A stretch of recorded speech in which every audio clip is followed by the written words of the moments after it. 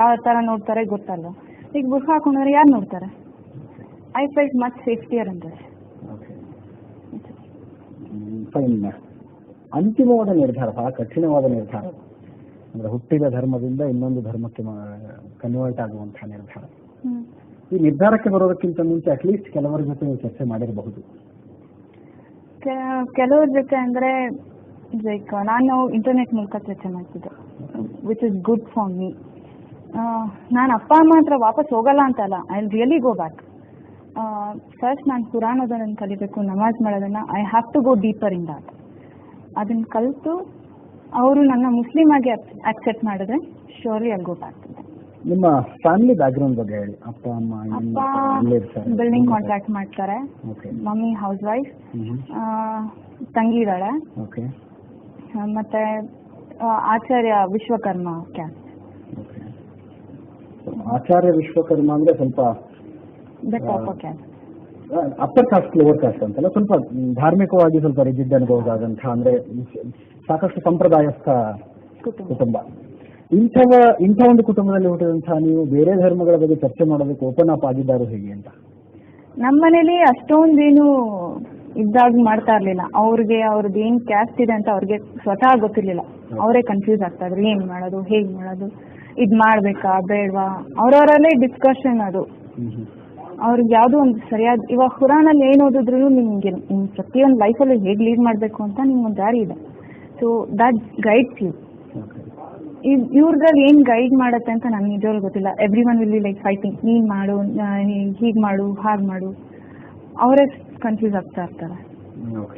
ಅಲ್ಲ, ನಿಮ್ಗೆ ಇಸ್ಲಾಂ ಧರ್ಮದ ಬಗ್ಗೆ ನಿಮ್ಮಲ್ಲಿ ಒಂದು ಅಟ್ರಾಕ್ಷನ್ ಬೆಳೀತೋದ್ರ ಬಗ್ಗೆ ಅಬ್ಸಲ್ಯೂಟ್ಲಿ ನೋ ಕ್ವಶನ್ಸ್. ಅಂಡ್ ಆದ್ರೆ ನೀವು ಹುಟ್ಟಿ ಬೆಳೆದ ಧರ್ಮದ ಬಗ್ಗೆನೇ ನಿಮಗೆ ಒಂದು ಅಸಹನೆ ಶುರುವಾಯ್ತಾ ಅಂತ?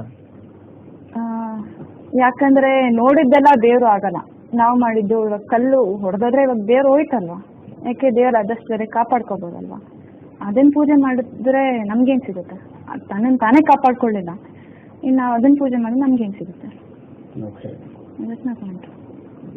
ಫೈನ್. ಆದ್ರೆ ಈ ಧರ್ಮ ದೇವರು ಇಲ್ದೇನೆ ಜೀವನ ನಡೆಸೋದಕ್ಕೆ ಆಗೋದೇ ಇಲ್ಲ ಅಂತ ಅನ್ನಿಸ್ತಾ ನಿಮ್ಗೆ?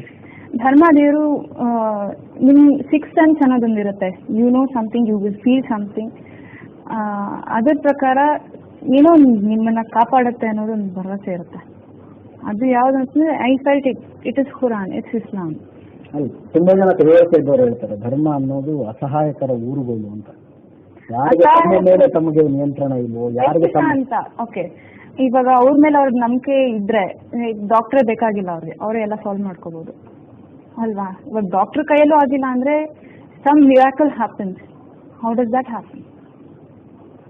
ಅಲ್ಲ, ನಾನು ಫಿಸಿಕಲ್ ಥಿಂಗ್ಸ್ ಬಗ್ಗೆ ಹೇಳ್ತಾ ಇಲ್ಲ, ಸೈಕಾಲಜಿಕಲ್ ಅಂಡ್ ರಿಲಿಜಿಯಸ್ ಥಿಂಗ್ಸ್ ಬಗ್ಗೆ ಹೇಳುವಾಗ ತುಂಬಾ ಜನ ಬುದ್ಧಿಜೀವಿಗಳು ಹೇಳಿದ್ದಾರೆ, ಅಂದ್ರೆ ದೇವರು ಧರ್ಮ ಯಾವುದೂ ಇಲ್ಲ ಅನ್ನುವಂಥವ್ರು ಹೇಳ್ತಾರೆ.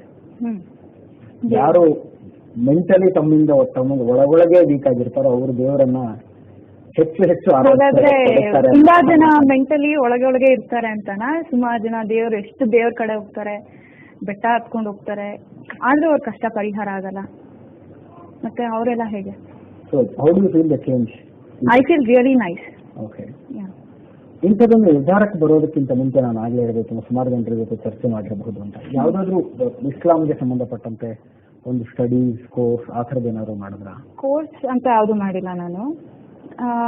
I had a suggestion, Bible, Vedas, ಮತ್ತೆ you have a Zakir Naik book or a video which talks about Bible, Islam and Hinduism. ನೀವು ಅದರಲ್ಲಿ ನೋಡ್ಬೋದು ಯಾವುದು ಸರಿ.